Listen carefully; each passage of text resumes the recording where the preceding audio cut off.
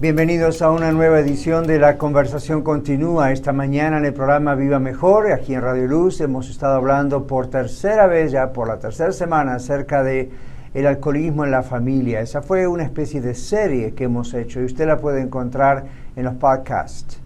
Pero hoy hablamos específicamente acerca de qué hacemos cuando hay niños o jovencitos en la familia. ¿Cómo hablamos con ellos acerca de un padre o una madre alcohólicos? Además, tenemos un par de preguntas aquí que tenemos que mirar bien, porque aunque no son directamente relacionadas con el tema de los niños o los jovencitos, sí son relacionadas con el alcohólico. Por ejemplo, ¿está bien recurrir a grupos de ayuda para que el alcohólico reciba terapia o ayuda? Y es una pregunta que me hacen muchas veces. Bueno, quiero decirle que los grupos de ayuda en realidad son muy similares a la iglesia, nunca van a reemplazar a la iglesia, pero hacen algunas cosas bastante similares a la iglesia. Por ejemplo, proveen un ambiente de aceptación a la persona que no acepta el pecado o justifica la mala conducta de una persona alcohólica, o el alcoholismo en sí.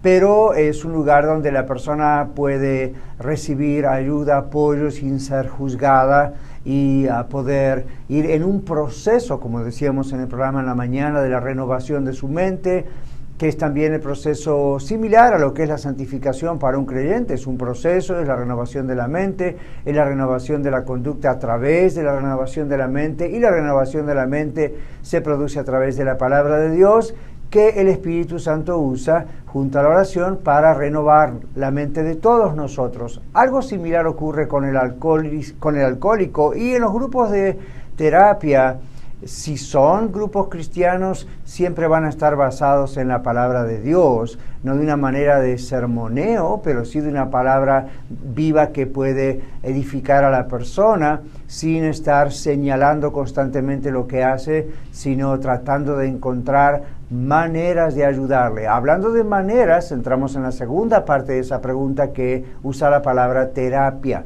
Aunque hoy es una palabra muy técnica que usamos en la consejería profesional, la palabra terapia tiene que ver con muchas cosas que están en la Biblia, porque básicamente es un proceso de renovación del entendimiento de ese paciente o de esa persona que sufre, en este caso, del alcoholismo. Así que no deje que le asuste la terminología.